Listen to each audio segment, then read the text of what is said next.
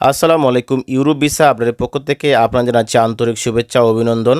বরাবরের মতো আমি আপনাদের মাঝে আবার নতুন একটি ভিডিও নিয়ে এসেছি। আজকের ভিডিও হচ্ছে মূলত ইউরোপের বিভিন্ন এম্বাসিগুলা বাংলাদেশে নেই বা কোনো কনসুলেট অফিস কিন্তু নেই, যার জন্য কিন্তু আমাদেরকে অন্য দেশে গিয়ে কিন্তু ভিসার জন্য আবেদন করতে হয়। তো মূলত এইসব সমস্যা নিয়ে আজকে আলোচনা করব। আপনারা জানেন যে গত কয়েকদিন ধরে কিন্তু বাংলাদেশে প্রচুর আন্দোলন হচ্ছে এইসব নিয়ে, এবং গতকালকে যে আন্দোলন হয়েছে এবং সেই আন্দোলনে কিন্তু 4টি দাবি করা হয়েছে। আজকে আমি সেই দাবিগুলোও বলবো। আপনি যদি আমার চ্যানেল নতুন হয়ে থাকেন তাহলে অবশ্যই চ্যানেলটি সাবস্ক্রাইব এবং লাইক দিয়ে রাখবেন, যাতে পরবর্তীতে ইউরোপের বিভিন্ন দেশের ভিসার তথ্য আপনি পেতে পারেন সহজেই। তো বন্ধুরা, আপনারা জানেন যে বর্তমান সময়ে ইউরোপের 2-1টা এম্বাসি অথবা সাব কনসুলেট অফিস কিন্তু বাংলাদেশে রয়েছে। বেশিরভাগ এম্বাসি বা সাব কনসুলেট অফিস কিন্তু আপনার ইন্ডিয়াতে, নেপালে, শ্রীলঙ্কাতে রয়েছে। আমাদের কিন্তু প্রচুর সমস্যা হয় যখন আমাদের পারমিট চলে আসে।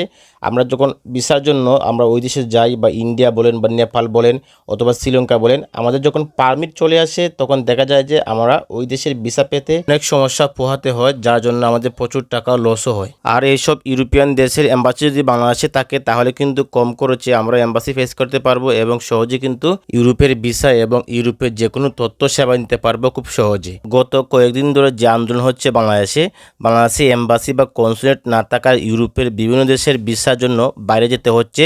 এতে বিপুল পরিমাণ অর্থ ও সময় অপচয় হচ্ছে। বাংলাদেশে একটাই দাবি, বাংলাদেশের ইউরোপীয় দেশগুলো এম্বাসি বা কনসুলেট স্থাপন করতে হবে। সাংগঠনিক সভাপতি নাফিসা ইসলাম খান বলেন, দিল্লিতে অবস্থিত ইউরোপীয় এম্বাসি বা কনসুলেটগুলো প্রতিনিয়ত বাংলাদেশি নাগরিকদের সময় মতো অ্যাপয়েন্টমেন্ট পেতে সমস্যা হয়।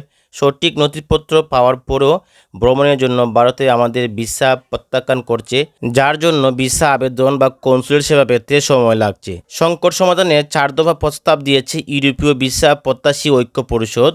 প্রথম দফা হচ্ছে যে সময় ও খরচ সাশ্রয়। বাংলাদেশে যদি সব কার্যক্রম চালু থাকে তবে দিল্লি যাওয়ার প্রয়োজন হবে না। এতে করে সময় ও খরচ উভয় বাঁচবে, জনগণ উপকৃত হবে, ইউরোপে যাওয়ার খরচ কমবে। কার্যক্রমের গতি বৃদ্ধি, স্থানীয় সেবা গ্রহণের মাধ্যমে আবেদনের প্রক্রিয়া আরও দ্রুত ও সহজ হতে হবে, ফলে নাগরিকরা দ্রুত ভিসা ও অন্যান্য সেবা নিতে পারবে। 3 নম্বর হচ্ছে সেবা প্রদানের ও গুণগত মান বৃদ্ধি। বাংলাদেশে সরাসরি এম্বাসি বা কনসুলেট কার্যক্রম চালু থাকলে নাগরিকরা সঠিক ও নির্ভুল তথ্য পেতে সক্ষম হবে এবং কোনো দ্বিধা ছাড়াই সহজে পরামর্শ নিতে পারবেন। 4 নম্বর দাবি হচ্ছে স্থানীয় কর্মসংস্থান ও যোগাযোগ উন্নয়ন। এই পদক্ষেপে স্থানীয় কর্মসংস্থান সৃষ্টির সুযোগ থাকবে এবং বাংলাদেশ ও ইউরোপীয় দেশগুলোর কূটনৈতিক সম্পর্ক আরও ভালো হবে। তো আশা করি এইসব দাবিগুলো খুব দ্রুত সহকারে পালন করা হবে। আর যদি এইসব দাবিগুলো তারা মেনে নেয় তাহলে কিন্তু খুব সহজে এবং কম সময়ে বাংলাদেশ থেকে ইউরোপের দেশের ভিসা পাওয়া যাবে এবং স্বল্প সময়ে কিন্তু আমরা ইউরোপের বিভিন্ন দেশে পাড়ি দিতে পারবো। তো বন্ধুরা, এই ছিল আজকের আপডেট। আশা করি আপনারা বুঝতে পেরেছেন।